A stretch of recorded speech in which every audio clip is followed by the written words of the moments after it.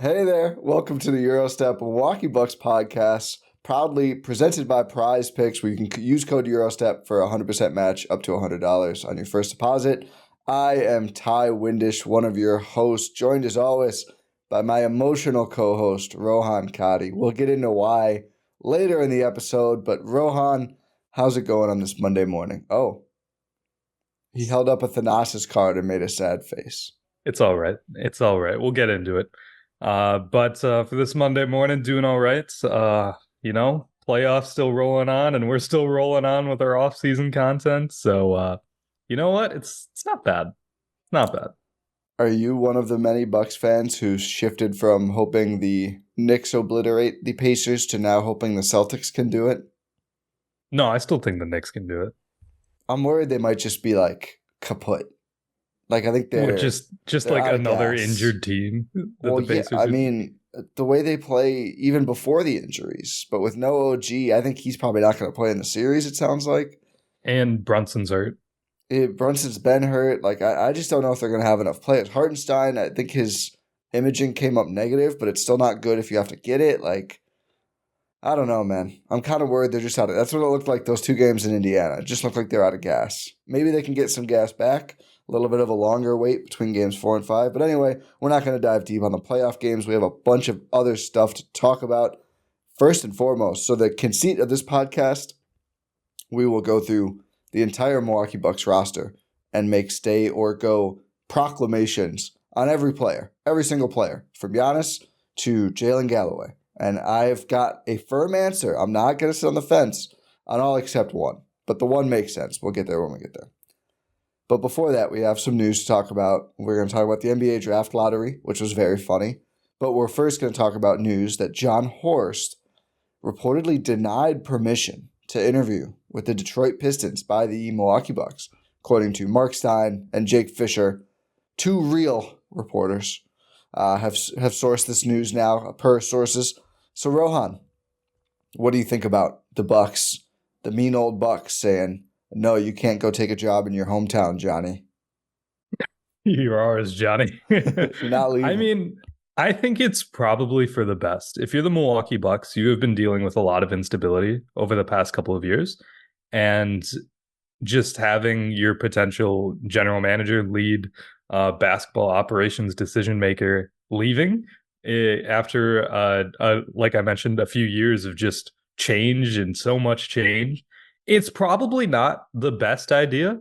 So just to lock up your head honcho, theoretically, of basketball operations and let him stick around, I think that's it's probably for the best if you're the Milwaukee Bucks. I would not be surprised if we saw an internal promotion for Jon Horst, potentially for Yeah. a president of basketball operations title rather than general manager, Yep. considering that's usually what happens when you're denied permission to interview is if you like for context, the Bucks and Jon Horst, they denied permission to Jon Horst to interview for Detroit's president of basketball operations position. Wow. Mouthful of words. Monday morning. Yes. And so since they denied permission and Jon Horst is currently the general manager of the Bucks, it would make sense for him to get that title change to incentivize him and not just completely screw him over. Yeah. Yeah, we're on the exact same page. I think it's the right move. I also think we'll touch on Horst himself as an exec in a second. I agree 100%. I think it's more likely than not that we see a promotion for Jon Horst, in the probably between now and the draft. I think would make sense. Like if they're going to be keeping him long term, which it sure sounds like they are, right? Like if the new ownership and Doc kind of brain trust here was like, hey, we're ready for a new executive, you wouldn't deny him permission to interview with the Pistons, right? I mean, you're not concerned about someone going to Detroit, clearly.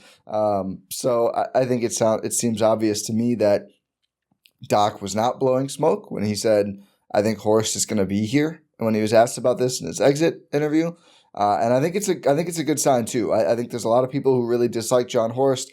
There's one guy in my mentions who will reply to every single other person who replies to any Jon Horst thread in a negative fashion, which is weird. Is it Milt Newton? Does he want that? I don't think so. Because I think I mean, in all, to actually treat that as a serious postulation, I assume if Horst was going to be either Doc or someone else from the outside who comes in, and I don't think it'd be a better executive. I really don't. Like, I think Horst is a better than average NBA executive, to say the least, given what he's done in Milwaukee. Giannis has re-signed twice. He flipped Drew Holiday to Damian Lillard. He flipped Bledsoe to Holiday to Lillard, which is that's like a Digimon like progression or Pokemon evolution progression. I was gonna say, why are you of all people going Digimon? I don't know. I don't know why. It made more sense for some reason. But that is like literally Charmander, Charmeleon, Charizard of point guard evolutions over the years. And for all the people who hate the draft record, you also love Andre Jackson Jr., who was 36th overall, and the Bucks, their pick was 59 or 58 going into that draft, and he went and got a second and got Andre Jackson Jr., got AJ Green the year before as an undrafted player. The first round record isn't great, but it's so limited. I mean, it's Marjan and Dante, and you could say DJ Wilson. I think that was more of a Jason Kidd pick, frankly. And now everyone loves Dante. It just didn't work for him mostly because of the injuries in Milwaukee. So I think Horst's record overall is good enough. I think there's misses. I think you look at literally any executive and there's misses. Like, I've seen people clamoring for Bob Myers. You want to talk about draft record? You know, Bob Myers didn't draft any of those star players, right? Bob Myers drafted Jacob Bell. Bob Myers drafted guys you haven't even heard of anymore. Also didn't draft Trace Jackson Davis. Like, their drafts turned around as soon as he left. I mean, yeah, KD is great. Like, I don't know how much of that is Kuminga, I mean, is okay. You could have done better in that spot. How about James Wiseman? Like, what are we doing here? Like, I think people just get excited about shiny toys. Have you heard Bob Myers talk on TV as well? Well, that's a good reason to want to hire him. That right is true. there. I mean, but somewhere else, please. Yeah.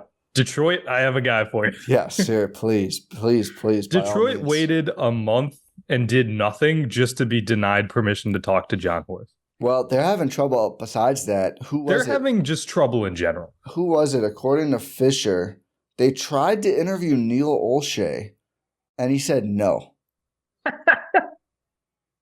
Like, no disrespect to Dame's old franchise. Neil Olshey isn't even good. That's amazing. This is it, literally. This is verbatim. Other names, like former Trailblazers general manager. So this is multiple people, but he's naming one. He says other names, though, including Neil Olshey, declined the Pistons' outreach to interview for the role. I don't know if a franchise has ever been more in the dirt. Horst would have been a slam dunk for them, by the way. Horst would have been an incredible hire for them. Detroit, we'll do it. Yeah, I would do it. I'll at least interview. Yeah. I'm not going to say I'll take the job. I mean, we'll see what the money's like. I saw what money got. If you want me to be his boss, need more. Otherwise, it's going to be a power imbalance. Yeah, honestly. That's just good management right there. Tom Gores will make that money someday. You know who I feel bad for? And he's bad at his job, but I feel bad for Troy Weaver because the reports now are like, you can pick if he stays or goes. Like, that's such a... Just fire him. Like, what are we doing? Like, really? You're going to, like, just float out there? Like, you're the fate of your career is just, like, on a guy's whim. We don't even know. On a guy you are hiring. And we can't even get him in the building. We're dying to bring someone in to interview. That's just bad business. Hey, Troy Weaver, go hire the guy who say is going to fire you. Horrible. Maybe that's why he's just not trying. Yeah. You think he's going out like, hey, Neil, just so you know, this job sucks. Do you want to come interview?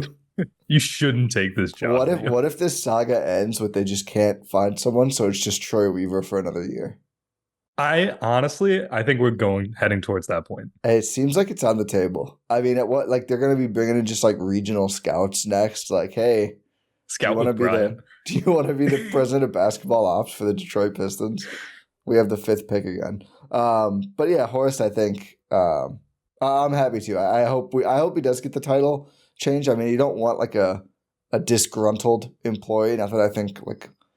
I don't know if that really happens, but I would assume the Bucks will take care of Horst. Is he not in like one of the last few years of his extension as well? Yeah, he should be. It was along the same track as Bud's, which would have been like what, next 1 year? Or 2 more at most. I think just next year. Yeah. Yeah. So I would expect we get a promotion and like extension. That it makes sense, especially with this move. It makes sense. And you know Yeah. what? Maybe the Bucks were just trying to save Jon Horst from himself. Dude, if Neil Olshey is saying no, Neil Olshey. That's crazy. That is absolutely insane. I have no idea what they're going to do. We have no idea what they're going to do in the draft either. And speaking of the draft, the NBA draft lottery was on Mother's Day in the middle of the day. Nobody knew it was happening. Happy belated Mother's Day, by the way. Happy belated Mother's Day to all mothers out there. The Atlanta Hawks won the 2024 NBA draft lottery. It's kind of a funny draft lottery to win, but you'd always rather have a higher pick than not. Of course, the immediate reporting, because Atlanta is also a joke of a franchise. This is like, I would feel so bad if I was a Hawks fan. Because they're just like, DeJounte Murray's on the trade block. You know what? Trae Young is too. We'll trade anyone. We don't know. What can we get? We don't know. Do you want one or the other more? Do you want both? We don't know. We'll trade them though. I don't understand it. This to me is not a pick that makes me want to trade Trae Young. It's not last year. It's not last year at all. No, you're not. I don't. You're not. I won't even say I don't think you are not bringing in a player who rookie year is going to be like, oh yeah, that's a franchise player with the number 1 pick in this draft. Maybe something really clicks for these guys. I assume Sarr will go first. I'd assume it's Sarr. But he's like a raw Jaren Jackson Jr. is what I see in him. That's not a player where you're like, oh yeah, here's our franchise guy to lead the team from day one. But that's a perfect player to mesh with Trae Young. Yeah, I don't know Trae why. Young, you want to go to San Antonio and play with Wemby? We've got Wemby at home. Yeah, I mean, much worse. But yeah, much worse. Lower ceiling, lower floor, less skilled, shorter. But otherwise. French, though. Yeah. I've seen people say maybe they would trade Trae to San Antonio now because the Spurs got 4 and 8. We'll go through the full order. But they got the Raptors pick, what is it, fell? What Yeah, did it was. Didn't it be 7 or 6? 1 through 6. It was top 6 protected in the Jakob Poeltl trade, which is hilarious. Hawks jumped and the Rockets jumped? Correct. Hey, the Rockets were in a play-in team. They were just outside. But 2 teams who are competitive got top 3 picks. I'm not mad about that. System works. It's proof of the concept. But if you were the Spurs, or if you were the Hawks, I'll say it this way. How much more do you need on top of 4 and 8 to give up Trae Young to the Spurs? Probably not much. I mean, maybe like... In this draft, I need a little bit more. Yeah, you would probably need... You'd need at least like a young player. I'd say. Like, I don't even know who you'd give up. If I'm Atlanta, I'm going to be honest with you. I'm just not doing that. I'll give you DeJounte Murray for some stuff. But like if it Keldon Can we Johnson, have our picks back, please? Yeah, that gets a little more interesting. But if it's like Keldon Johnson 4 and 8, that to me is 3 role players. Not a big Keldon Johnson guy. Like at 4 and 8, maybe you get a star. I mean, no one knows how this draft is going to go. If you're picking at 1, 4, and 8, I mean it's 3 chances. But I think in year 1, you're sitting there, and the 5 Hawks fans are like, "Wow, we might end up with 3 of the best 70 players in the NBA someday thanks to that trade." And all we gave up was a perennial all-star. Yeah, I don't know. I don't know if this is the draft to really I just don't know why you want to trade Trae Young. I really don't. If you want to break up the backcourt, fine. Like, I'm with that. I would trade DeJounte for less. I think it's more of like an organizational reset. Yeah, because they're idiots. Yeah. Trae Young and Sarr, to me, I'm like, plug and play. Let's go. Good match. No, it's a great combo. Let's dump Capella. Okongwu, I just don't. People were really high. I think he is probably more of a backup big. Dump Capella? I don't want Capella. Yeah. No, I'm good on that. I mean, I don't know where he goes, but we will. I think next week we're going to start doing our draft coverage here on the Gyro Step. So we will go through some of the bigs the Bucks could take. In Sam Vecini's mock, they had the Bucks taking Kel Ware, which is common. The uncommon part, he had him doing that in the 2nd round with their 2nd pick, which I was like, oh wow. There's a Koulibaly 2.0 is who he gave them with their 1st round pick. I think it's like Didion. We'll get in it. I don't know anything about this guy. The first time I heard of him was on the post-lotto mock drafts. He's a late riser. Anyway, But yeah, Atlanta has the number 1 pick. They will do something super random with this pick. We will see what it is. Washington. Welcome to the Hawks, Bronny James. Yeah, he's going to stay in the draft, it sounds like. Which Medically cleared, good for him. Yeah, doing 5-on-5 at the combine. Hey, maybe he could be a legit riser. We'll see how his combine goes. Washington Wizards, first year of their true teardown, get the number 2 pick. Fun result for Washington, who tried earnestly and were just bad for so long. I actually think they're in a better spot than people think with their young core. I mean, obviously they should trade Kuzma sooner or later. Obviously Poole sucks, but like Koulibaly, Kispert, Avdia, I think is actually like a kind of nice young trio. And if they could find, I saw Topic mocked to them, the point guard. He's an interesting prospect. He would make sense as a Spur as well, but we'll see, what kind of moves they're making. Nice spot for Washington to add another core player and just like maybe be sneakily competent next year. We'll see. They need Poole to be a lot better, which hopefully. Yeah, I don't know if it's next year. It might be the year after. I think if Poole got back to the Warriors kind of level and they added one more impact rookie, then maybe, but probably not. Yeah, there's definitely a chance. I like their role. We'll see what kind of moves they make in terms of trades too with some of these other guys, but they've actually, a couple of these guys have kind of panned out for them, which is nice. Houston at 3, total wild card. Could be a trade. They could do anything. Pick. They have a lot of young guys. Is that not the Nets pick? Yeah, it is. Yeah. The Nets reportedly could have gotten their picks back from Mikal Bridges. Just going to let that one sit out there for a little bit. They might be the franchise in the worst position in the NBA right now.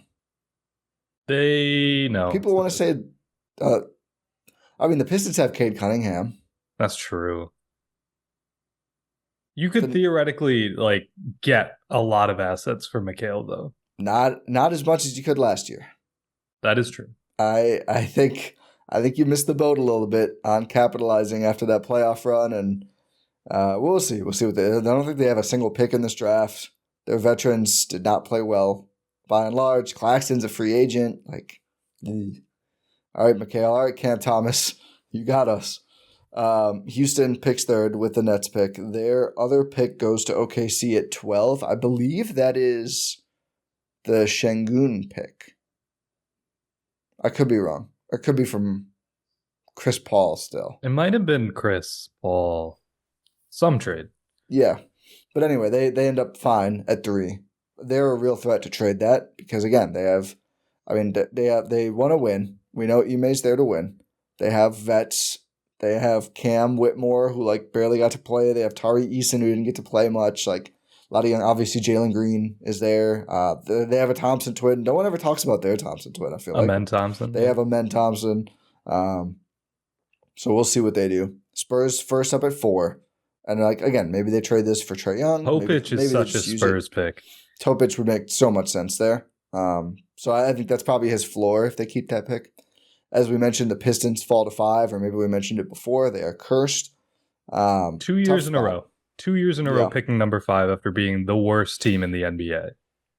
2 years in a row. Something happened to them that has never happened, and that's the worst team falling to number 5. Well, 2 years in a row. When you come into the season talking about Isaiah Livers as your starting small forward, the basketball gods frown upon that. And that's what happened. Yeah. Simone Fontecchio changed their lives, Rohan. That's I don't feel bad for a team in that position. Hey, Monty Williams, he's paid $20 million to do this. This is such a random draft, though. This is you might get the guy you wanted at 2 at 5. Honestly, this is a weird draft. Yeah, they still could. But you don't get the value of the number 1 pick. So, let's say you get the number 1 pick if you're the Pistons, and you're like, oh, our guy should be at number 5. It doesn't afford you the opportunity to trade back and recoup some value. No, it doesn't. Because this is lining up to be a draft, a top of the draft, where it's everyone's open for business. Oh, yeah. I could see the Hawks trading it. I could see the Rockets making a trade. I think the Wiz will be happy. The Wiz might trade down, but I think they'll probably just be happy. Well, sure. Okay. Yeah, they'll be yeah, it's fine. No idea who they'll take, but yeah, we're happy with anyone. Donovan Clingan. I've seen him to Houston as high as 3. Hey, if they want a big man who can defend the rim. Hey man, Dylan Brooks, send him over. Number 6, Charlotte. Poor Andrew. Yeah. At least they the other news is the coaching hires. Oh yeah, we have to talk about Bud to Phoenix, but also why am I blanking on Charles Lee to Charlotte, which seems like a good hire for Charlotte. Charles Lee's been like an it assistant for years now. Obviously is still in Boston until the playoff run is over, but then we'll take over the Charlotte Hornets. I mean, yeah, I just maybe not a criminal this time in the draft for Charlotte. That's their need. That's their need. No one who's been accused of crimes. How about that? Yeah. Or is actively a criminal. Yeah, yeah. If they are coming to the draft interview from an arraignment, I would pass on that player, and I would go first non-Jordan pick, right? I believe so. And they're first of their new front office too. No. So we'll see how that goes. I couldn't tell you who the owners of the Hornets are. Don't know anything. It's better that way. Good for them. It is. It's not good once we know more about the owner, usually. Portland at 7. Some fun options for Portland. They fell. Again, they fell quite a bit. I mean, these 3 teams all fell quite a bit. Yeah, I don't have many thoughts on. I mean, again, they have a lot of young players, so they'll probably just take someone, I would think. I think they have another pick too, another first. They don't have another lottery pick, but yeah, I believe they have another first as well.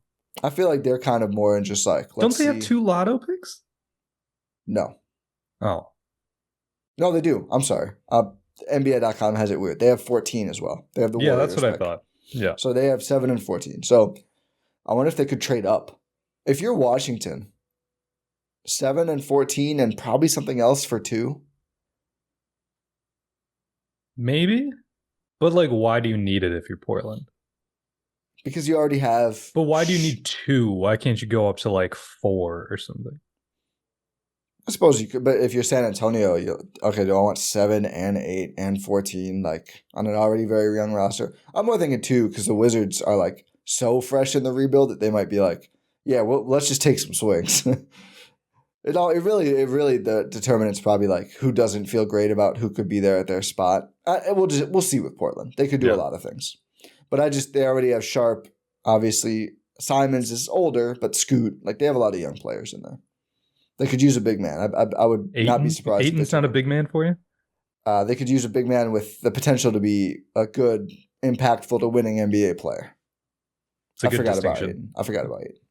They still have Jeremy Grant. Duop Reith's not doing it for you? He might be old. I think he's older than Ayton. I think he is. I'm pretty sure he is. Toronto. I'd take Duop Reith on the Bucks, man. I know you would. I have no. I can't shut that down because I get really excited about super random role players too. So I'm just gonna let you have your Duop Reith take. Toronto surrenders their pick to San Antonio, which is very funny. Toronto. Very funny. So again, the Spurs have 2 top 8 picks. They could get funky here as well. Would you trade 4 and 8 for 1? I mean, why not? Like, sure. They have a lot of picks coming in. They like from the Hawks, who are poised to be bad. Sar Wemby would be kind of nasty. Sar Wemby, new Twin Towers. I do feel Wemby's the kind of player Sar could benefit from playing next to with the spacing because he doesn't. Play him at the 4. Yet. I mean, yeah, you can just call Wemby anything. Yeah, but he's going to be defending the 5. Yeah, yeah, that'd be fun. I don't know if that'll happen. Like Sar Wemby would be, and like you'd have the opportunity for those 2 to just grow together because they're going to be playing internationally together as well. Oh yeah, wow, a lot of French presence in the NBA lately. Yeah. French national team in like 5 years is going to be actually now Gobert and Wemby, but in 5 years it's really going to be a problem. Memphis at 9, pretty good team here with an important pick. That I'm sure. Oh, what if they'll go big? They got rid of Steven Adams. They could go pretty much anywhere. They're better with Jaren at the 4 rather than the 5. Yeah, that would be a good spot for them to get a big. Utah at 10 could go just about anywhere.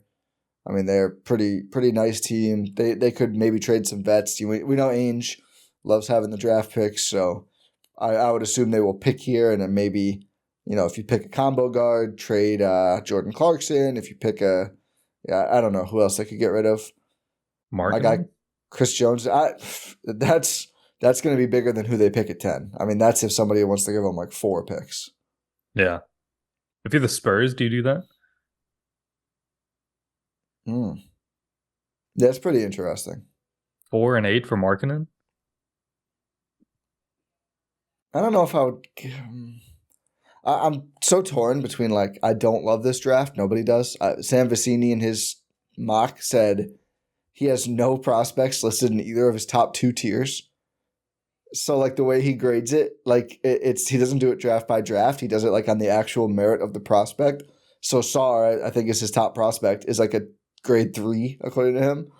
Like, I don't love it, but also like 2 of the top 8 swings. Like, you're probably going to find some pretty good players there. Yeah, I would probably trade 4 and 8 for Markkanen.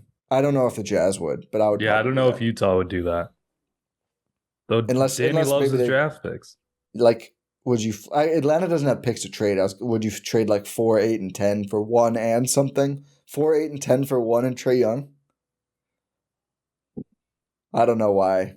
I don't know why. If you're the Hawks and you're trading the number 1 pick and Trae Young, something's gone wrong. So, yeah, and you're not getting an impact player. Yeah, that's an issue. Chicago at 11. They're just going to sit there and pick. They don't care. No. What keeps us in the play? They don't make trades. They don't trade. They're too busy to trade. They are probably too busy to scout because they're trying to figure out how to keep DeMar DeRozan around. We'll see what happens with the Bulls. Hey, that mini MLE is calling your name, DeMar. That would be fun. Exactly the opposite of what the Bucks need, but I would take it anyway. Are you kidding? The Bucks need good players. Yeah. And someone who's picked up on the defensive end the last couple of years. Best 6th man possible, or would you start him? No, you'd start him. Okay. Less fun. What are you talking about? You and I have talked for months about how DeMar would be amazing. Well, we've talked for years about it. We haven't talked for months about it. That's true. Months ago, they traded for Damian Lillard, and it got a lot less exciting. That's true. Are you telling a starting lineup? Yes, I would take it. Yes, I would take it. But you need your whole bench to be defenders, and your sub patterns are going to be a little weird. I'm saying DeMar's picked it up on the defensive end the last couple of years. Of course he has. He has not picked it up to the point of, I feel great about Damian Lillard, DeMar DeRozan, Khris Middleton. I feel better about that than Malik Beasley. Sure. Would you rather have Malik Beasley or DeMar DeRozan? DeMar DeRozan. Yeah, there we go. Who do you think is a better fit, Malik Beasley or DeMar DeRozan? Probably Beasley. I disagree. Because DeMar doesn't shoot threes. That's fine. They have enough spacing. Are you going to put him on the ball a lot? Because otherwise, what does he do? He's a slasher. West Brick. Okay. It's a famous audio. OKC at 12. Yeah, they're going to pick another guy. It's very. They might just trade down. They're just going to pick a guy. Well, they might move around, but I think they'll pick a guy. 23 and 33 for 12. Yeah, that's a bad trade for OKC. But they just need to get rid of picks. They'd have more picks, Rohan. Oh, that's true. Dang it.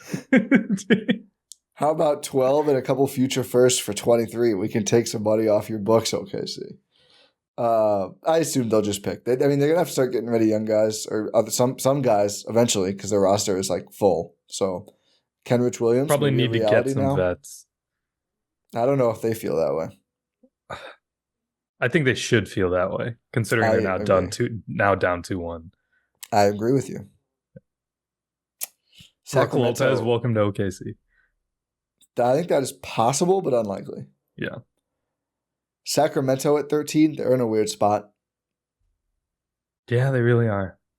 Very disappointing year for the Kings. And the thing is, they weren't even that much worse than last year. No, but the rest of the West kind of woke up. Yeah. And Memphis is going to get back to not a great spot for them. Memphis, yeah.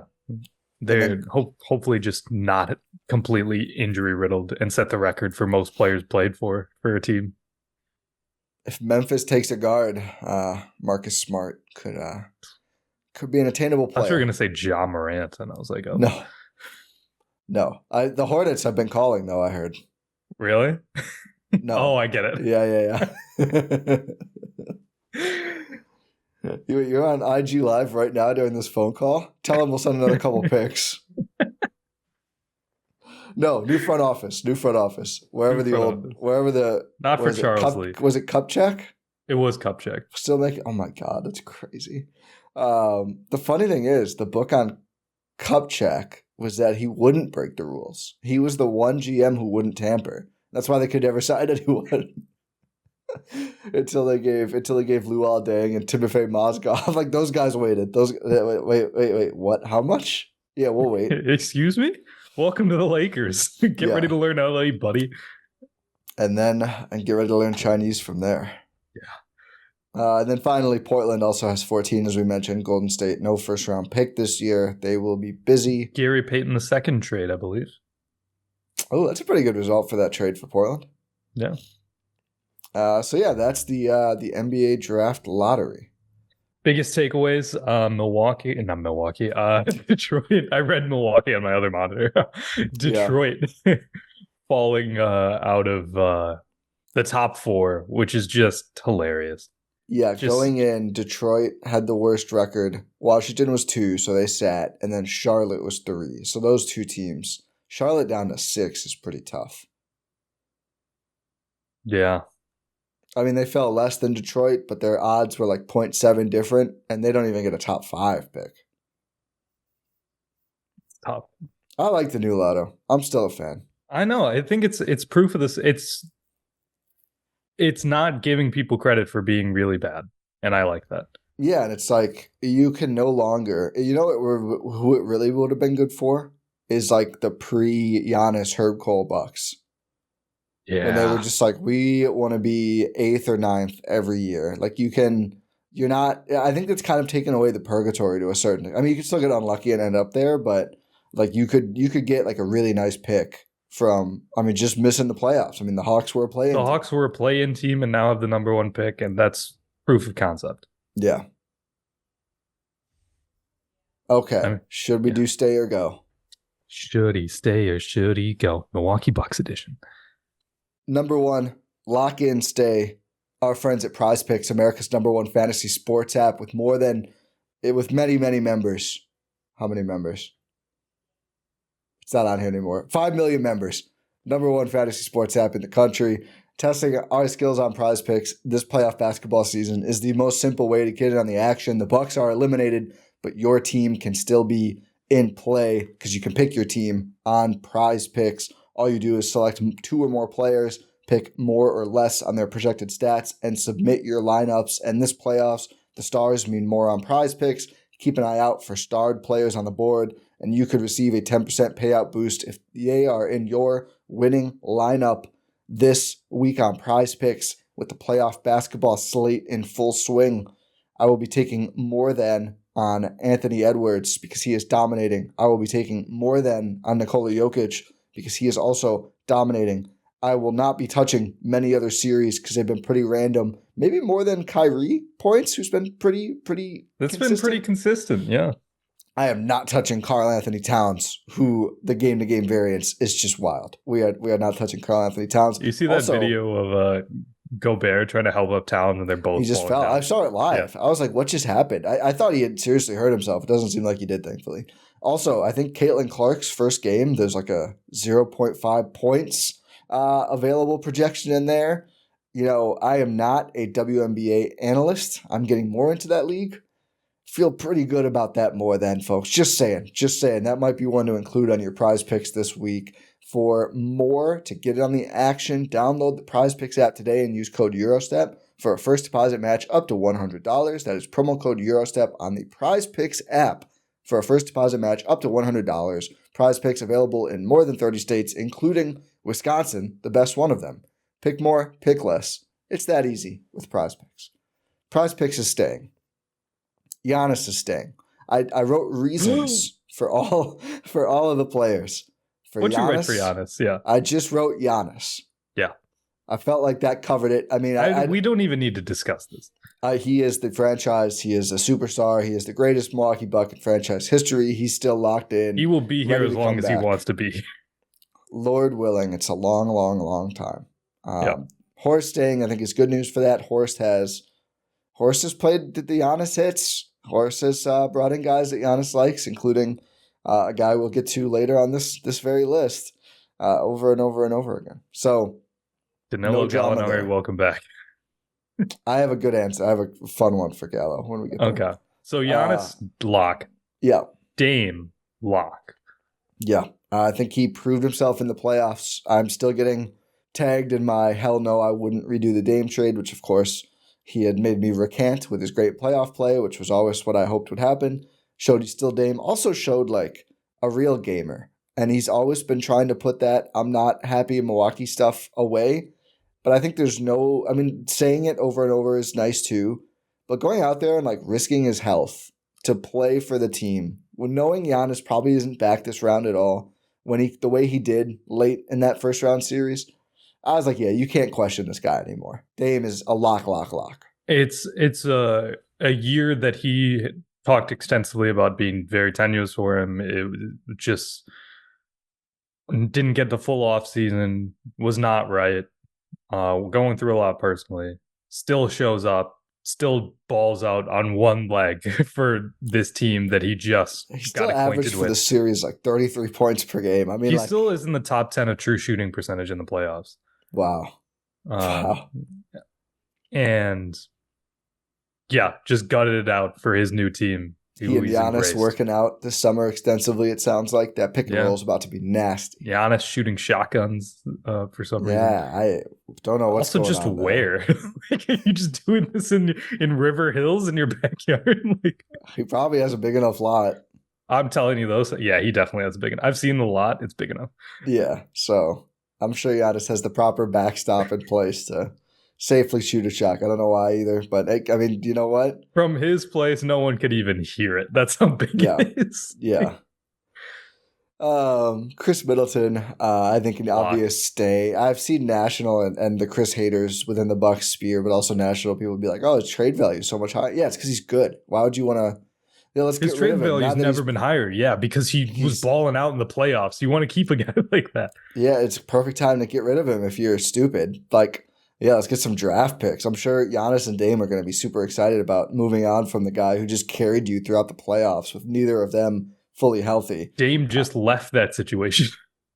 Yeah, no kidding. So yeah, I think Khris is obviously a stay as well. I think the top three.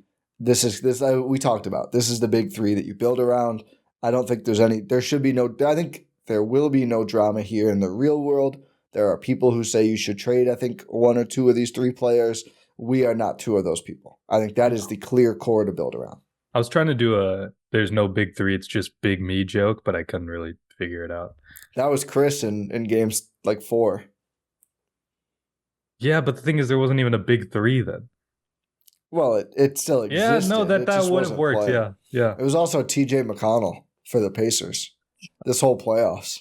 I don't know who the third guy is for them, but it's TJ McConnell. I got Turner, I guess. Turner, Halliburton, and Siakam. And TJ's like, no, it's me. He's been playing better than some of those guys. He has been balling. Which is just angers me to my core. Tyler Kolek draft stock is skyrocketing. It is. I'm sorry. And I don't feel bad about that comp anymore. It was in Vicini's thing, too. Yeah. It's a good comp. Can't quite put my finger on it. Yeah, well, they play alike, too. Kolek's been a better shooter, though. Kolek will actually shoot it sometimes. Not often enough. Yeah, no. But he'll take some shots. So maybe he is more like TJ than I give him. He's very like, I mean, you see them both run under the basket all the time. There's some similarities there. It is quite a good comp. Let's get to this is like in some drafts when you know what the first couple picks are going to be, and then it opens up. This is where it gets real on Bucks stay or go. Brook Lopez. Rohan, the floor is yours. Brook Lopez, stay or go? Go.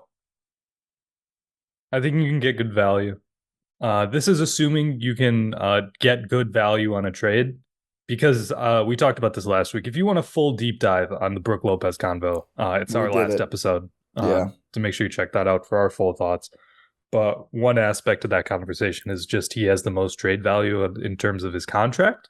If you're the Bucks, so it makes sense if you're going to go out and retool your team. Brook Lopez is the guy who is facilitates that happening. So that's purely the Yeah. reason. Sorry for the YouTubers, by the way. My allergies are acting up. I keep blowing my nose. I feel like it's a weird visual on the podcast. But anyway, now the audio people know too.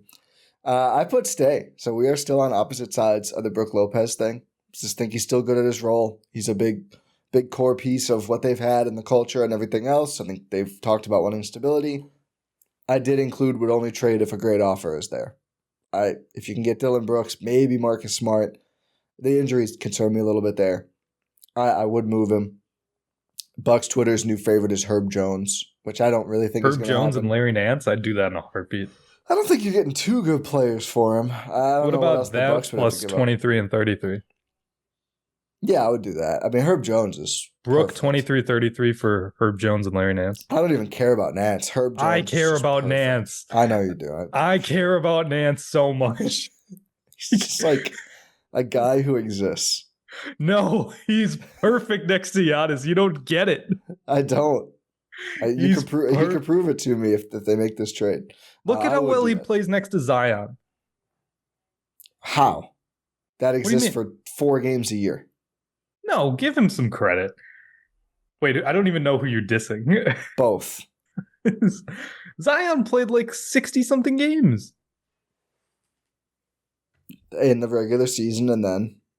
Okay, you're going to get mad at him for getting hurt in the play-in game? I'm not mad at him. Sounds like you're mad. It's just how his career has gone. Okay, but Larry Nance, I'd be good with Larry Nance. We know. We know. I am seeing how many minutes they played together this season. 52 games together. Okay. They did lose those minutes. But I will be with you that it was a good pairing. So I think we're especially considering that the newest reporting is that the Pelicans are unlikely to re-sign Jonas Valanciunas. Yep. I think was the onus of all of this is that, hey, now you need a big man. There's a big man for you. They're probably going to try and get rid of Brandon Ingram. I am not interested in Brandon Ingram. No, I'm good. No. Does not help the Bucks in any way. Don't know if he helps any team the way he's been playing these last couple. He's like if you watch him score 50, you might be like, oh, this is a great player, and then he scores like 6 the next game, which is not what you want when you're trying to win 4 games out of 7. So we still disagree on Brook, but pretty close. It seems like aligned, slightly different. I'd say so. I think we're going to be very agreed on the next one. Malik Beasley. Bye. Go. Yeah, I would not bring him back on Batman. I think AJ Green is just much better for what the Bucks need. Agreed. Like you have that internal structure, and that spoils our AJ Green thing. But yeah, the young guys part of it is mostly unexciting. We'll get to Marjan. I think it's going to be the most exciting. But yeah, AJ Green just tailor-made for what the Bucks need. I could see him slotting into a starting role next year if the Bucks don't make any completely splashy moves. Like if you get Herb Jones, obviously you're starting Herb Jones. But if you don't make a splashy move like that, yeah, AJ Green's definitely in play for starting. He's already won over Doc Rivers. I disagree, but we'll get there. I disagree with myself as soon as I said it. I was like, actually, I don't know. I don't really know about that one. Yeah. But he's in Doc's favor. How about that? No, like, I Doc agree with that. I disagree with the starter part, not the Doc part. The starter part is what I could see him start. I'll just keep saying we'll get there. I don't want to spoil any more of the future. But Beasley is just like, I think was a nice fit. Nice fit next to Drew. A very bad fit next to Dame. Still a huge playoff. Dropper. Just like very bad decision maker. I wish I would say, because I think you need bench offense, right? I think the Bucks didn't have enough. He just doesn't create that much for himself, and certainly not for others. I think that's what you'd really want in terms of bench offense. He is more of just like a spacer. I think AJ Green gives you more other things, so I'd rather just go that way, even though he did not have a great playoffs. You just got to hope that he can turn that around. Yep. Good luck wherever. Good luck in Charlotte. No, he'll probably Orlando if they don't get Klay Thompson. Honestly, not bad. Bobby You want Portis. Klay Thompson? We've got Klay Thompson. I'm not even going to say Klay Thompson at home. Like Klay Thompson might be Malik Beasley at home at this rate. Like No, come on, don't do that. he might. Klay be. is better. No, Klay is he? better. Yeah. Is he? Yeah. Why? He kind of turned it around. So did Malik in the regular season. I think Klay averaged 16 on like pretty good shooting. He averaged 18 per game this season. I don't know. 38% from deep, 50% from two. That's pretty good. It's not bad. What do you mean, sure? That's bad. Klay would still be a good starter on the Bucks. Well, not that good. He can't move that much anymore. But no. Can't really defend. He'd be better than Beasley. Okay. He's bigger than Beasley. I'll give him that. Yeah. Heart of a champion. Bobby Portis. Stay? Go. Okay. Let's hear it. Has not been a playoff riser. Has been a playoff dropper. Had a couple okay games, but I feel like you go look at game 3, his box score looks good. I thought he killed them and was the reason they lost game 3, which would have totally turned the series. Couldn't rebound late, was horrible, couldn't make a shot in the first half. Don't think he's as necessary with Dame. Like, I don't think that's the big you need anymore. I think you need pick and roll bigs, and as we've talked about, Bobby does not pick and roll. He just doesn't do it. He's caught one alley-oop in 5 years, is it, as a Buck, or more? Yeah. No, not more. What he came, the championship year? Yeah. So 3 years? 4 years. One alley-oop in 4 years. Like, there's guards who have caught more than that in that time. And I think the backup big, because he's basically your backup big right now, I think this season that player should be your long-term Brook, if you don't trade him, should be your long-term Brook replacement. Or even if you do trade him, maybe you bring in, like if you bring in Nance, maybe he starts. I think I want the backup big who's getting real minutes to be like a young player who you think can be your future center. I just don't think Bobby Portis is a great fit anymore. And I don't like and also like, we talk about Brook's limitations on defense because he can only play one coverage. One is more than zero. I mean, if you want to talk about defensive limitations, we can do that. So, listen, you're not wrong in any of this, whatsoever. In fact, I agree with you in a lot of this. Yeah. The only reason I said stay is because I said go to Brook. Yeah. And you trading just both in one offseason is a lot. It's too much. It's too much. So I had to pick whether I was saying stay or go for one of the two. So I picked go for Brook, stay for Bobby. And that, again, that's purely because of the contract, who you can get back for him. Like, that's it. I'd much rather prefer Brook stay than Bobby, but... You don't want do you think the 18th man of the year, the third place and 6th man voting, doesn't have significant trade value? I don't know where my math is coming from. 18th man of the year. It would probably be what? 8th man of the year probably makes more sense. 8th man. I don't know why I'm multiplying. 18th man. That's crazy disrespectful. What? The 8th man of the year? I don't know. 8th man of the year is so much better than 18th. I don't know why I felt like I had to multiply them. I wasn't even trying to be disrespectful. That's so We'll go with 8th man of the year. 18th man of the year. You're not on the roster. No, you're the last two-way. That's who you are. That's not what I meant to say. I'm sorry, Bobby, for this. But yeah, I had to pick one of the two. I picked Brook to go, so Bobby stayed. That's it. That's my only reasoning. Otherwise, I am completely in lockstep with you. Yeah, I don't know, man. I don't know if I could do the Bobby Portis experience for another year. Calling out the naysayers as he just doesn't defend, doesn't rebound. I don't know, man.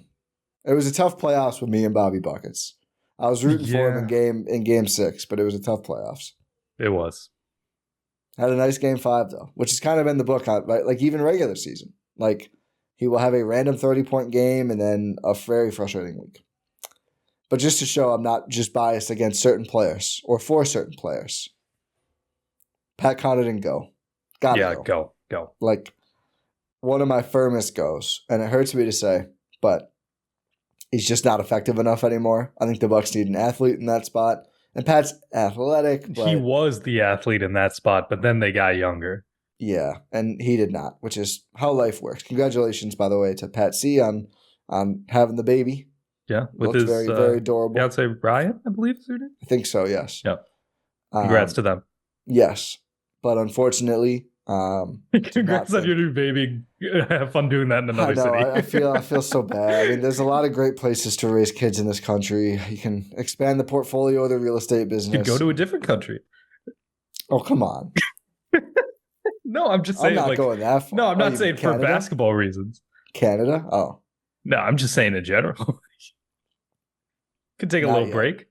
No. Take a sabbatical. It's got 8 million owed, so I don't think we're going to see that unless there's a buyout. But, yeah, I was going to say buyout, leave some money on the table. Don't think he has any reason to do that. An investment into 3-leaf. You're going to get him in trouble with the CBA. That's fine. Well, no, it could cost another $1 second. What's your Pat C take? Go. Yeah. Bye. Get ready to learn New Orleans, buddy. Oh, come on. No, he wouldn't be in that trade. You never know where he could go. Like the guy that is not as sexy on New Orleans, but is kind of like Dyson Daniels is a little interesting. I saw some Pelicans people tweeting about like whether they could go get Jaden Ivey for Detroit, and they're like, "What? We have Jaden Ivey at home," and it's just looking at the career progressions of Dyson Daniels, Jose Alvarado, and they're all better than Jaden Ivey, who was really bad last year. Yeah. Pistons. It always comes back to the Pistons. The Pistons need more shooting. They should send over their Thompson twin for Pat C. Yeah, they need some veteran leadership. I do think Pat C on the Pistons makes a lot. I mean, again, I cannot stress this enough. Simone Fontecchio is now viewed as a core piece of the Detroit Pistons. It's only a ferry ride away, so you can still be at all your investment properties, Pat. I mean, that would be a very logical expansion of the business. Yeah. But yeah, sorry, Patsy. Gotta go. Do you think Patsy, if he gets traded, he still keeps all his properties, right? Yeah, 100%. It's not like he goes to them himself. No, of course not. But it's like 3-leaf has a lot of development, bless you, in the Milwaukee area. So he'd have to have an office in Milwaukee. Yeah. Him and Peter Fagan got to chop it up, you know? Yeah, I think Pete F can take care of it with the Pat C naming convention. It's like, why is he Pete F? Pete F, Pat C. Yeah, fair enough. Andre Jackson Jr. Stay. Yeah, it's pretty obvious. I was alluding to him when I said I don't think AJ Green would start. I think Ajax is the most logical young guy starter on the Bucks. I think he might be the 2-guard of the future. I am working on my Derrick Jones Jr. matrix and looking at a bunch of players using some NBA.com athleticism data, 3-point shooting, height and wingspan, contract availability, all of these things. Andre Jackson Jr. might be more Derrick Jones Jr. than Derrick Jones Jr. He also happens to be on a... That's possible. He might be just a better version of that thing. Okay. He shot better from 3 this season, I think, than Derrick Jones Jr. ever has. He is younger. He's probably more athletic than Derrick Jones Jr. He's just about as long as Derrick Jones Jr. The player might just be right here. I think you can use more of those guys, and I will be doing something eventually with these results. But Andre Jackson Jr. I think is almost underrated how good of a fit he is. So yeah, I think probably the most obvious non-Giannis stay on the list, just given he's on a 3-year vet minimum from here. I mean, like, it's hard to do much better in terms of a value contract. No, absolutely stay. 100% stay. It's one of the most obvious. It's up there with the big 3 in terms of obvious stays. I don't think I would push back a little on the starting thing. I think AJ Green makes a little more sense as a starter with Giannis, Dame, and Khris. Really. I think he provides enough defense. AJ Green does, that is. Provides enough defense while also not getting in foul trouble super quickly, while also providing a lightning 3-point, like electric 3-point shooting ability. Yeah, I just think the athleticism. He's the ultimate Tony Snell starter. But I don't think that's where you want to be. I think that's good for this team. But we just talked about how much they need like raw athleticism. And AJ Green can move. Like he can move. He's not slamming. I'm saying Ajax, excuse me, is first off the bench. Absolutely. Yeah, I would be saying the other way. We can dither about this as we go through the offseason and see how these guys progress. Hopefully some summer league minutes or something. Maybe they don't need it for those two guys, but AJ Green is next. I mean, we can just lump him in. Also a stay. Absolutely. I see him. I'll tell you this. AJ, I'll tell you what, before we move on, Ajax needs that Euro step bump.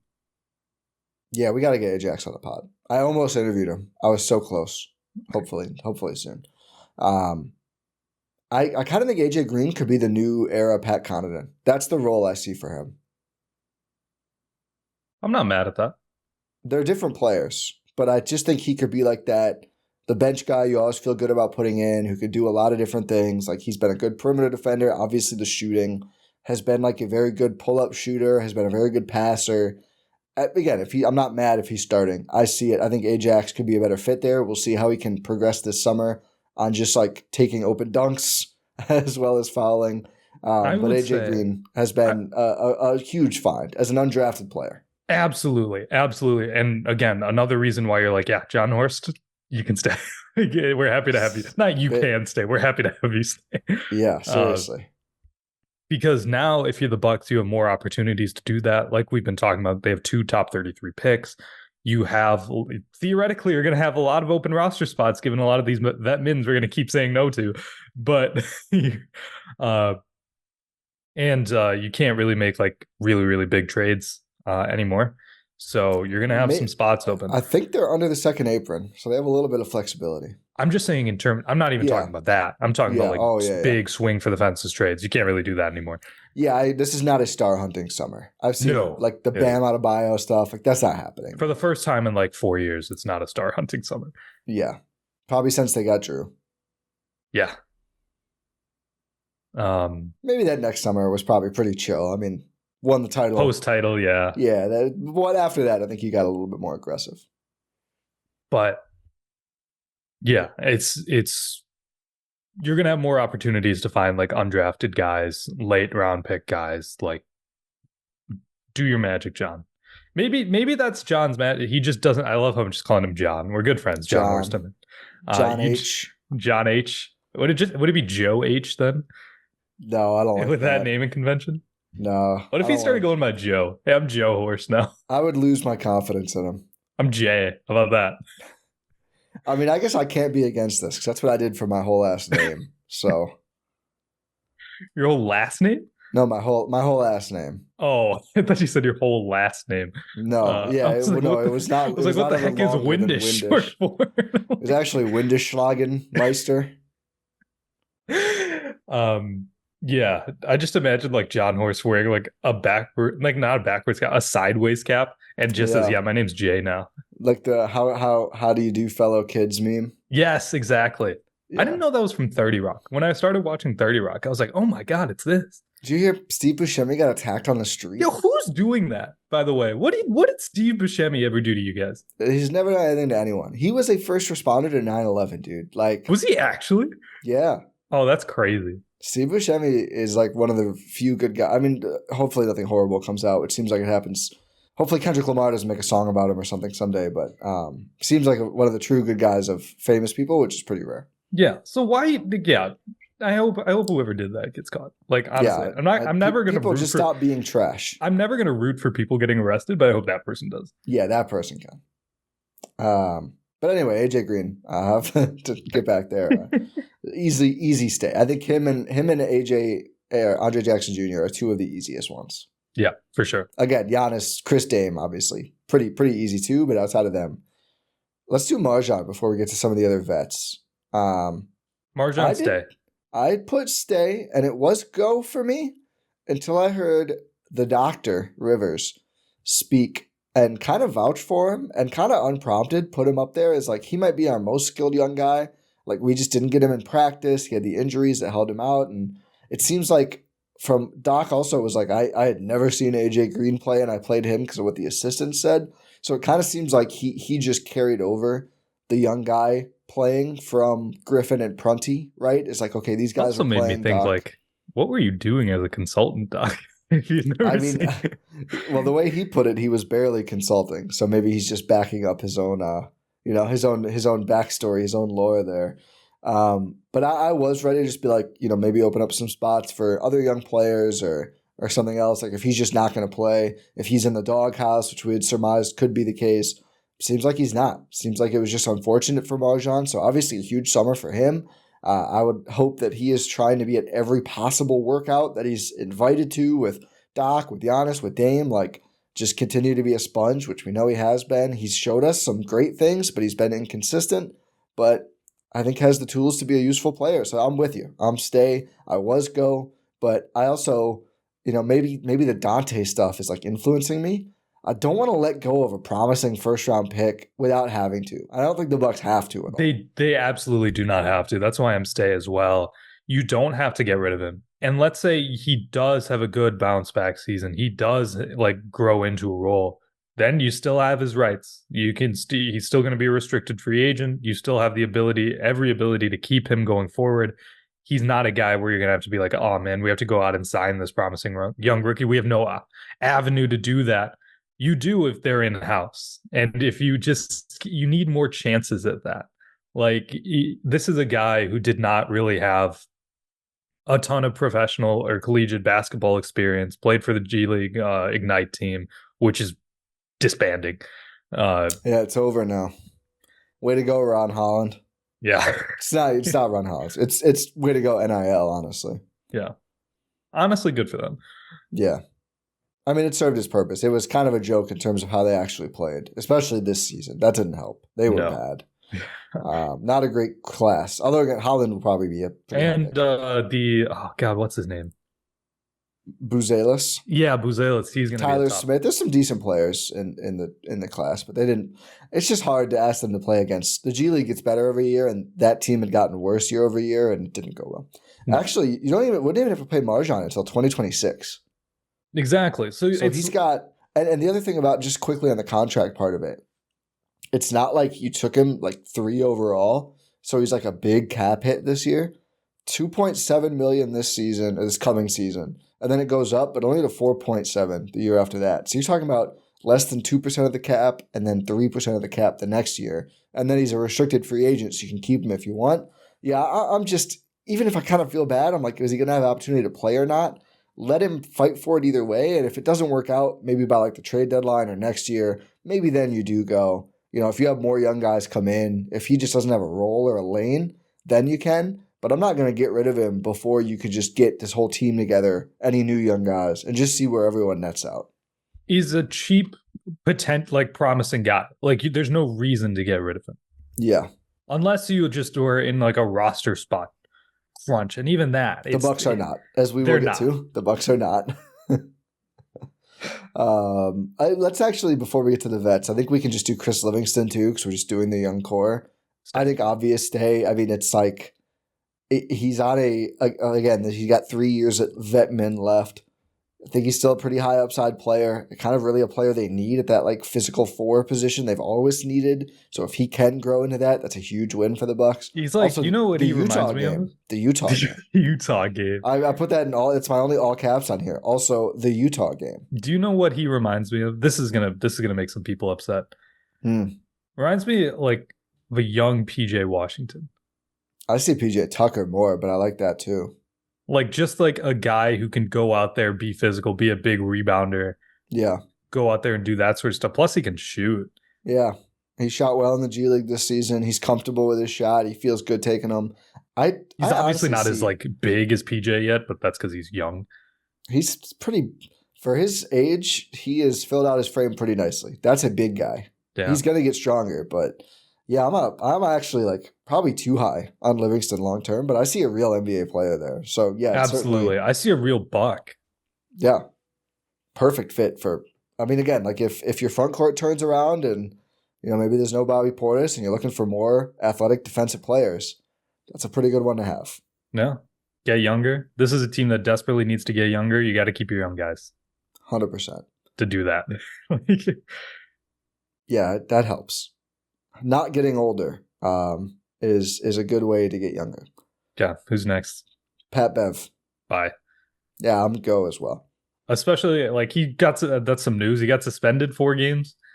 Yeah, the suspension doesn't change the calculus for me, but like the actions that led to it do, if that makes sense. Yeah. Like, do I care that he'll miss 4 games in October? Not really. Do I care that when the Bucks were losing, he threw a basketball in the stands and was like really rude to a ESPN producer, which I think that's obviously less important, but it's still a bad Which is look. it's there were some I think Lori Nickel of the Journal Sentinel pointed out after that incident happened. It's like, yeah, that happened to the Bucks, like just locally too. And it's like, Yeah. that's not good. Yeah, there were multiple people, all sorts of different reporters who, at first, why would you not just like say you are? Yeah. I mean, I guess you'd be honest. I don't know. Journalistic integrity means you have to tell Pat Bev if you don't subscribe to his Barstool podcast. I don't know, but just a lot of bad looks, and also like he brought good energy, but I think you can find good defensive energy without these antics. Dennis Smith Jr., baby. Dennis Smith Jr., sure, or other players, but maybe him. Not a big DSJ guy? I'm fine with him. I worry about the hype. You know, That's not hype. I'm more of a Chris Dunn. It's hype from you. It's more of a Chris Dunn guy. More of a Chris Dunn guy, personally. Who's going to be a vet free agent? Oh, I guess both could be. Sign them both. Maybe Can't have enough. I think you can have enough. I think one of them is good. I'm a DSJ guy, but if you have Chris Dunn, you don't need it. Yeah. I mean, that's great options. I mean, it's bring one of those guys in, have TyTy, have them all compete. That would be we'll get to TyTy later. We'll see if he's back. But Pat Bev. I mean, also very old. Like a lot of the same people who are like the Bucks have to get younger. Got to bring back Pat Bev. You're not getting much younger. He's going to be what, 37? Right? He's 36 I didn't realize is he not old. that old? Is he not that old? Is he really that old? He's pretty old. He's 30. Oh, he turns 36 in July. Oh God. I mean, yeah, he was drafted or he went undrafted in like 2008 and then went overseas. 2009. And then came back. 2009. No, in 2008 he started playing professionally. Oh, it says he was the 42nd pick in the 2009. Oh, he didn't declare until 2009. So he played 3 years at Arkansas, then went to Ukraine. And then he was automatically entered into the draft because it must have been 4 years. But then he went to Greece, the whole thing. Then he went to Russia. Pat Bev's been everywhere. But yeah, I am good on Pat Bev. Yeah, I'm good. You can get younger. He's a good defender, had some really nice defensive moments. I think you can find that elsewhere. I also think, like, again, that game 3, I keep coming back to how important that game was. The foul on Halliburton really sunk them, and also just like got completely lost to start the possession. Like, not saying one play takes away from the good he did on defense, but he was an inconsistent defender as well as a Buck. So Roan also can go. Yeah, Roan's gone. Roan should be gone regardless. Rohan hates Roan. I don't like Roan. It's okay. My close personal friend Danilo Gallinari. Close personal friend on the coaching staff, Danilo Gallinari. I don't even know about that. I put go and then I put should not go from the Bucks but from the NBA. Great guy though. Yeah, great guy. You know what? Here's a hot take. He was maybe stay. No. Not on the roster. Maybe stay. No. He's a good vet. We think. No.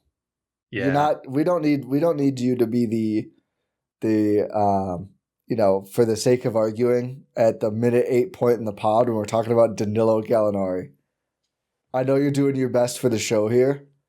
I'm not even doing my best for the show. I think it could be. I think it could be a valuable. No. Come on. Yeah. Okay. Come on. He was nice to have around for. He came through big time in game 5, and then they lost his 2 minutes in game 6 by like a bajillion points. And he just clearly couldn't do it. Yeah. He fell over every time he scored. He really did. Like, he was at the end of the line. He did his best. I mean, again, he helped him out in game 5, but no. How was he playing for the Pistons this year? Was it the Pistons? No, it was the Wiz. The Wiz, yeah. Like, how was he actually playing? Poorly. Like that. No, he did play for the Pistons. Did he play for both? Why did I think he was a Wizard? Maybe that He was last was, year. and then traded midseason in the Mike Muscala trade, was it? God.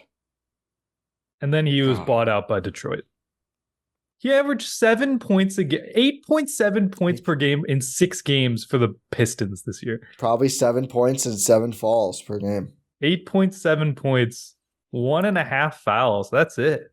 Wow. Well, yeah, you can't foul if you're not actually. He shot 58.3% from deep as a Piston. He helped them in those 7 games. That's crazy. And this is a guy who can't move. I'm telling you, they deserved to drop to 5. Yeah. So why didn't the Wizards deserve to drop to 5? Because this is their first year of true suck. That's true. I mean, how about this? The Pistons didn't deserve it last year. Not totally. No. Like, if you're going to get mad about a year where you're dropping from the worst odds to 5, it should be last year, not this year. Yeah, for sure. This year is just like, okay. This year is just like, I can't believe it. If I had a nickel for every time this happened, I'd have 2 nickels, but it's weird that it happened twice. Yeah. I'd be able to pay 1/1,000,000th of Monty Williams' salary this year. Poor Pistons. Yeah. Giannis Antetokounmpo. Oh. This was my only one I didn't do a stay or go. I just said his choice. I said, yeah, his choice. So the news is... You said go, didn't you? I didn't. Okay. I said stay. Oh, that makes sense. So the unfortunate news is that Giannis Antetokounmpo has torn his Achilles. At a workout, right? I believe. It's brutal. That's He's 31 years old. Brutal. I mean, the question is really, like, does he want to keep playing? Yeah.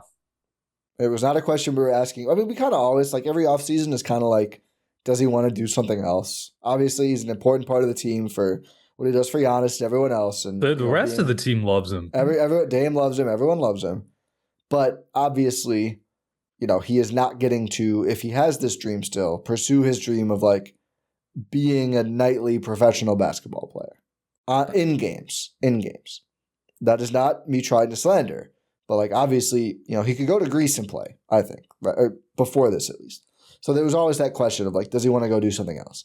Now it's like, does he want to continue being his version of a professional basketball player at all? Because Achilles, I mean, the recovery has gotten better, but it's still probably, outside of, like, pretty freak rare stuff, one of the hardest injuries to come back from.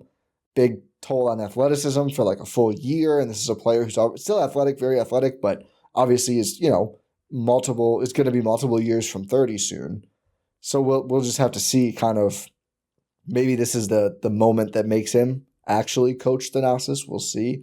Doc is, that's the other news. Oh, Doc yeah, I was going to say, yeah. Shifting the coaching staff. So Josh Oppenheimer, which Twitter is throwing a party about, poor guy, DJ Baker, and Sidney Dobner, all out as Bucks assistant coaches. It sounds like more changes will be on the way too, either additions, subtractions, or both. Yeah, I mean... Including maybe TA. Yeah. Josh Oppenheimer, I mean, Giannis a shot doctor. I think that's reason enough. Obviously, Giannis is guy. I think Doc even made a comment about, like, yeah, this is a sensitive thing. Yeah. At least in Chris Haynes' reporting. Yeah, Chris Haynes mentioned that, yeah. And yeah, that's a big decision. If there was ever a time for Giannis to be like, maybe I shouldn't have any input on coaching, it probably would be post this season. So maybe he was like, you know what? I'm going to hold up my hand. I'm not good at this. Go ahead, Doc. Yeah. Maybe Giannis just hires Josh Oppenheimer on his own. Like, I hope not. Like, he could very well do that. He shouldn't. No, he should not. Get him out of the building, get Lethal Shooter out of the building, and Grease. Yeah. I posted a pic in the GSPN Discord, and it was a basketball hoop Lethal Shooter was holding up with just a bunch of nails through it. And I was like, please ban this bad from Greece. Let's get a real shooting coach with Giannis, please. Yeah. Just get Dame to do it. Yeah. Like, I will say, one summer I think with 2K factored this in. I was just playing in my league game in next season, 24-25. Giannis was 3 for 3 from deep and didn't miss a free throw. 2K is like, oh, Oppenheimer's gone. He can shoot now. Hopefully that ends up being real life too. Yeah, maybe this is the best thing that could have happened to Giannis. Maybe one summer with Dame instead of Josh Oppenheimer just turns him into Dirk. I was going to say, what's that guy up to? Does he do anything? Chip England? No. Dirk had his own guy. Oh God, what's his name? Yeah. Holger something. I'll pull it up. I don't know what he's doing. I know Chip England, he's like an assistant for the Mavs or something? Not the Mavs. Holger Geschwinder. Yeah, I don't know what Holger's up to. Or Chip England's with I forget who he's with. He runs a basketball academy in Germany called the Institute of Applied Nonsense. That's pretty fire. Huh. Chip England's a coach for the Thunder. Thunder? Thunder. It was a big deal. They paid him a lot of money. But yeah, it's maybe kind of worked out for them. Yeah. Jay turned into a pretty good shooter. J-Dub? Yeah. Not Jay Will, though. Not yet. Not yet? Brook Lopez could benefit from him. OKC, think about it. Think about it. Dort hasn't taken that much from him. No. But yeah, the assistant coaching staff, tough to see Sydney Dobner go. Great story coming up from the Herd to first female coaching assistant in Bucks franchise history to the last one season. Yeah, I think the one nice part for her and Oppenheimer maybe, and just everyone, like obviously there's a lot of availability right now with new coaches getting hired, and maybe a Charles Lee. Dobner has worked for Bud, has worked for Charles Lee, so hopefully can go find a spot on one of those staffs pretty soon here. Hopefully. Wishing them the best, and whatever DJ Baker did. Yeah, we don't really know much about him, but he can go somewhere too. The Thanasis, maybe assistant coach, we'll see, but I mean that'd be fire. Imagine him as an assistant. That'd be fire, honestly. He would probably lead the league in coaching technicals. And that's fine. Although he doesn't really get them. He's gotten a couple from the bench. I think. Not like, I think like maybe one this season. Yeah. Which is a pretty high rate for someone on the bench getting technical. Yeah. But like one in a No, it's not bad. Season. It's reasonable. I've given up on advocating against the Thanasis. I think he helps the team, whether he's the 15th guy or whether he's a coach. So we'll see what he does. Or you just assistant coach for 1 year, then you're back on the team. That would be weird. I don't think you should do that. I think you got to pick a lane. Full-time podcaster. Like, literally, could be what he does. Like, yeah. We'll see. Let's get that analysis collab. Please.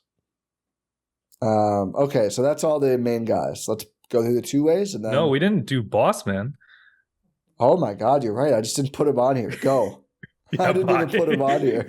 That's how much of a go it was. Yeah. He posted an IG of just like my chapter closed or something. And every single Bucks fan was like, "Thank Christ." Yeah. Which tells you all you need to know. Sorry, it's been fun. It's been fun talking, riffing about Boss Man, but Boss Man's time is up. Did you end up buying any clothes? No. Thank God. No, I did not. Bro, I don't own any Bucks gear. Do you think I'm buying Boss Man stuff?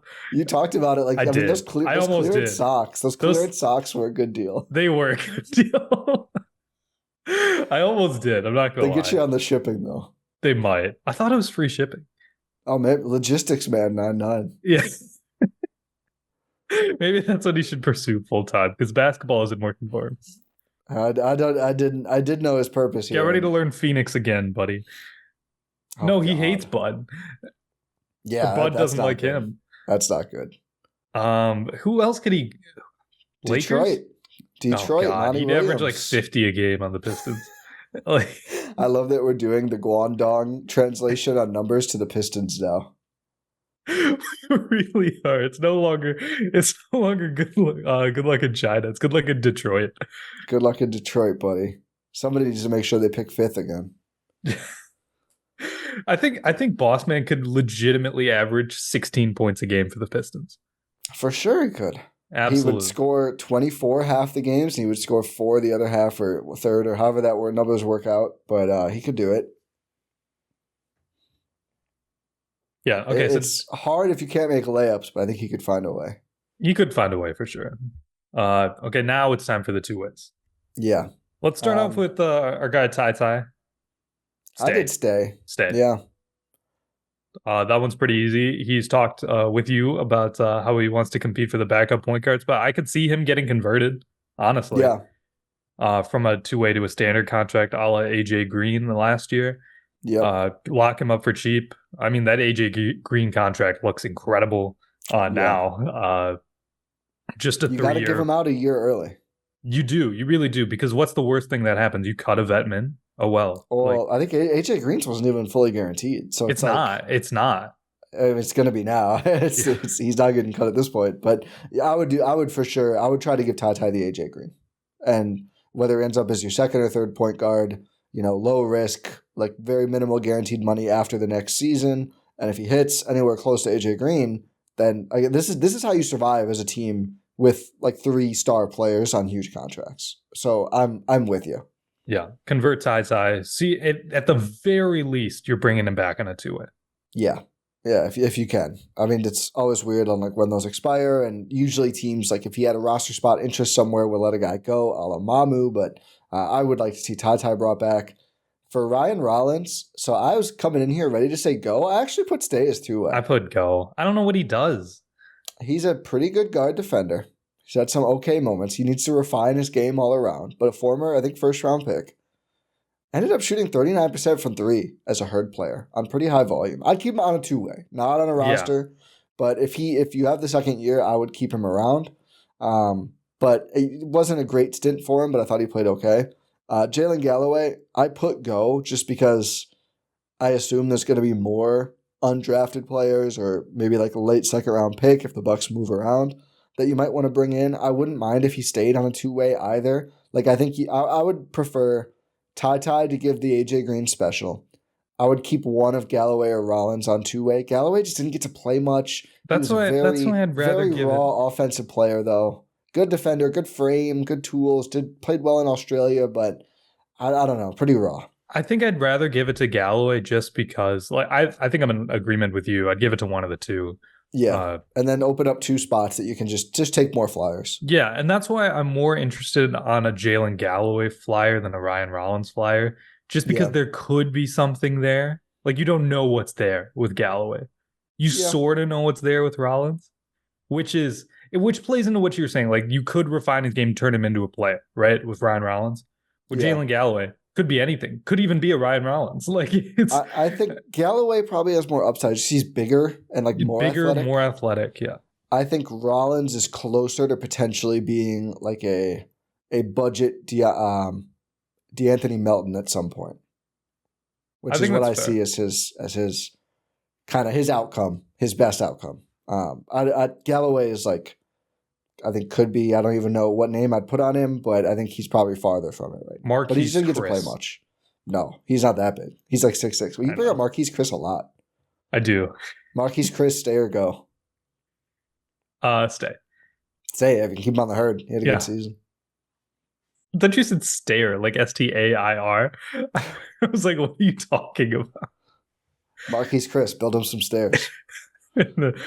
I don't know what's going on. Do you know who people sent me when I said I'm looking for the next Derrick Jones Jr.? Your old grocery store nemesis? No, not Admiral Schofield. He's pretty athletic. Yeah, he's more jacked than bouncy though. Yeah, he's jacked for sure. I don't know if that's what the Bucks need. I don't know if you got to replace Boss Man. Bobby, Pat Bev, where are your dogs? I mean, you got AJ Green, so true. Thanasis. Could you just replace Thanasis with a different strong guy? Probably not. No, not that's disrespectful. I meant for like the on-court intimidation fact. I wasn't thinking about the off-court stuff. I was like, but you want to send it Thanasis to send a message. That's what I meant. No, you need that mentality though. That's true. Yeah. I mean, do you if you look like Admiral Schofield? That's fair. I love what we say. Like, Admiral Schofield's this tough guy who's going to beat me up at a pot style. He's probably like a really nice guy. I don't know anything about him. I thought you were going to say, I don't know. It could be a really mean guy. No, I don't know. British American. Yeah. Oh, he's on a two-way with the Magic right now. Yeah. He's from Illinois. British from Illinois? He shot 47% from the field and almost 42% from three. Oh, no, that's college. Thought that was his G League stats this year. Come on, like, wow, that's incredible. He's been in the Magic org for like 3 straight years. Yeah, he really has. Oh, he got suspended in 2022 for coming off the bench during an altercation. Oh. He got fined in earlier 2022 for his role in an on-court altercation. Oh. So he is that guy. Okay, you might be that guy, Admiral. He doesn't look that way on accident. Okay. It's hard to look that way on accident. Yeah. Yeah, it is. Maybe I'm not giving you enough credit, Admiral. Yeah, Admiral gets in the mix. Okay. He was a pitchman for Hulu Sports in August 2019. There's no shot that's true. There's a citation. Let me click on it. Was he in he wasn't in a commercial, though. I'm looking. If Admiral Schofield was in a Hulu Has Live Sports commercial, bring him on the Bucks immediately. You need to collect all the guys. Dame, Giannis, Admiral Schofield. So he tweeted, this is good stuff for Admiral.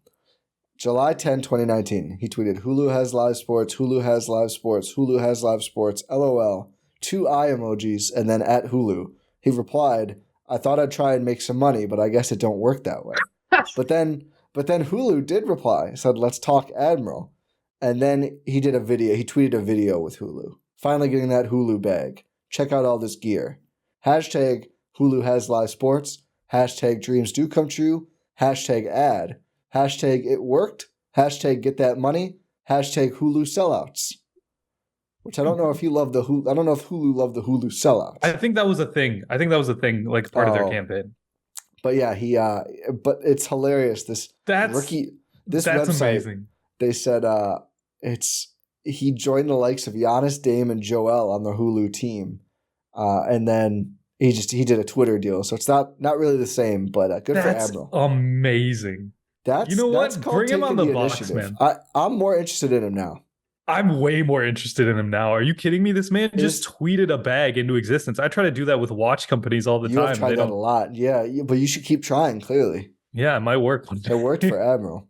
If it can work for Admiral, it maybe can work for me. Is this town big enough for him and Khris Livingston, though? Khris Livingston might actually be the next guy. He dunked on someone in the G League and got in their face and talked so much trash. The camera had to cut so fast from the Bucks highlight video. He really did. He dunks, he lands, he immediately turns, and the camera just cuts. Khris Livingston's awesome. Man, he's your guy. He is. I'm all in. I just really, really like the tools there. So yeah, I think so overall, stay or go. We agreed on most. We agreed for sure. Giannis, Dame, Khris, Andre Jackson Jr., AJ Green, Marjon Beauchamp, Khris Livingston, TyTy Washington Jr., and maybe Thanasis stay. As NBA players, we have 2 ways we think one, but that's, what is that? 1, 2, 3, 4. And then we said Brook or Bobby. We split, so we'll just say one of them. So that's 1, 2, 3, 4, 5, 6, 7, 8, 9 at TA roster spots. We'll say 10 with TyTy Washington. No. So 5 open spots. A big, new backup point guard, and then just wings. Whatever. Young wings. Or maybe you'd have to get at least one vet in there. I think there'll be a vet coming in. I think, yeah. I'm telling you. Dort. Herb Jones and Larry Nance Jr. line up perfectly. Shamit Dua, who covers the Pelicans. That's the guy I was thinking of, by the way, for the Pelicans Twitter stuff. By the way, shout out to him. Thank you for reminding me. He told me that they'd have to get an all-star to give up Herb Jones. Because I said, I don't think you could get Herb Jones for Brook Lopez, but I don't know how much the Pelicans want Brook Lopez. He was like, no. I said, hey, buddy, 2013 All-Star Brook Lopez. So this works perfectly. It does. As soon as you said All-Star, I was like, hey, Brook Lopez fits that description, baby. And who knows, 23 and 33. It is 23, right? I'm not just saying 23 out of nowhere, right? Yeah. 23 and 33, one of those two could be an All-Star. You never know. Yeah, I'm telling you, Brook Lopez, 23-33 for Herb and Larry Nance Jr., and I will never talk anything bad about Jon Horst ever again. It's also not true. Confirmed, 23 and 33. Yeah, still analyze Jon Horst. Yeah. I mean, yeah, I'm sure we all said this after Dame, too, and not even a year later. People want to get rid of him.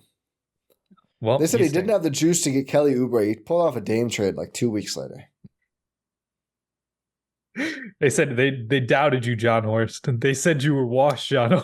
They doubted you, John H. John, doubted you, Jay. Tobias Harris on that vet min is going to hit like crazy. Yeah. I would take that. I would take that. What is Tobias's market? I'm going to guess MLE. And they'll I'd probably say look MLE. pretty good on that. You think Orlando or Detroit just gives him money? Orlando, not as much. Detroit, maybe. Detroit's like, please. You think the Spurs just give him money? No, not the Spurs. Maybe like a 2-year deal or something. No, I think they want a Klay Thompson level guy if they're going to get, not even like skilled. Tobias but in terms is better of than Klay. Tobias didn't win 4 titles though. I think there's like an effect from that you'd want around your young players. What is Tobias going to? Hey, here's how we lost in the second round all those times. He has done that a lot. What is Wemby going to learn from Tobias Harris? How to get the bag? I think Wemby's got it. What that Nike deal do. tells me he knows. What not to do here. Pop's going to give him Tobias. He's going to pull Wemby aside. It's like, look at Tobias. Do you want to end up like him? Oh, no. Like the infamous Giannis Nick Batum. Yeah, exactly. If I was Nick Batum, I'd just go back to Greece. Yeah. He's like, if I turn into Tobias Harris, I'm going back to France. Nick Batum could be a Buck. I'm good. Really? I mean, he had some moments during that series. It would be like a very much like another old stretch 4 meant to disappoint. Well, Yeah. we'll do all that. We'll do all these options later. We have a lot of time. It's only mid-May. We have a lot of time, but yeah, we did the full should he stay or should he go for the Bucks roster. Covered some fun news. This is we made it younger. Yeah, this is a team that needs to get younger desperately, and we think it's going to happen, and at least it should happen. But we'll wrap this up here, unless you have anything else. Do we have any other news? I think we covered it all. Jon Horst, a lot of stuff. Mike Budenholzer, the Oh yeah, we didn't really talk about it. I hate the fit for him. It's not great. I will be talking about it with the Phoenix podcast, PHNX, and with the timeline. So I'll share those if people want, at least me talking deeper. I don't know if GSPN will do more coverage. I'm sure it'll come up maybe in like our offseason, like over-under projections and stuff. But I don't know if Bud is a great answer. I think he's better than Vogel, but I really like the Lakers or the Cavs for him. But he also got $50 million over 5 years. So you know what? Good for you, Bud. He's probably like... Is there offset? I don't think so, and like I guess that's the important part to cover. I don't think it matters. It does. Like they already gave Doc a bag. Like they're not going to be like, oh, we have some money back. Let's fire Doc and bring in a new coach. I think that's what people are angling. I don't know if that's what people want or not, but like they clearly showed they're willing to spend the money. I think at this point too, with the way the second apron works, it's no longer like the old days where like you just want the team to spend as much as possible. You actually probably want them to work with Horst to find a line between the two aprons. Because it just takes away so much flexibility for your team building. So it's not like it used to be in terms of like when they didn't sign PJ. And it was like, oh, you save the owner money, but it doesn't actually help with anything. Now you actually don't want to blow up the tax bill that much. So I don't know if it really matters, frankly. I don't know. I don't think there is. Yeah, I don't know if it matters, realistically. It's off the cap, right? Like it doesn't impact the Bucks. It's just a spending thing. And that money's almost gone anyway. Yeah, I think there's only like 1 or 2 more years left on that anyway. A lot of Adrian Griffin years left, but he was. I don't even know if he was making that much money. He was not. Yeah, he was not. Which is why they could do the Doc thing. Yeah, and they're not going to fire Doc. No, they shouldn't. No, they shouldn't. No stability. You can't have that many coaches. Stability. He's on a good track right now. Let's see if he blows it, but I think he's on a good track right now. We shall see, and we'll have it covered for all things Bucks offseason here on the Gyro Step and at GSPN at large. Make sure you check out gspn.info for all of our links, including the Brewers, who won a series against the Cardinals. Couldn't quite get the sweep. Couldn't quite get that so Bill close. Hall Mother's Day magic. If he came, dude, imagine how hype it'd be if Bill Hall came out of the tunnel in the 9th inning. I was at a Bill Hall Mother's Day game. That's sick. Did he homer? He did. Love Bill Hall. What a legend. But like that's such a cool, like Bill Hall will be remembered forever as a Brewer, probably just because of that. He had, good years and everything, but what a legend. What a legend indeed. Make sure you check out Cruising for a Bruising for all Bucks stuff. Our Bucks Brewers. So make sure you check out Talk of the Tundra for all things Green Bay Packers as they're in their off season as well. All of our stuff is at gspn.info. And make sure you're subscribed wherever you're listening to this, watching on YouTube. Make sure you leave a 5-star rating and review on your podcast platform of choice. Do I get to keep doing Pod Random? Yeah. I thought I did it just because Bud's not in the league. I think you should keep. I think it's yours now. I think, yeah. pod random, and we'll talk to you next time.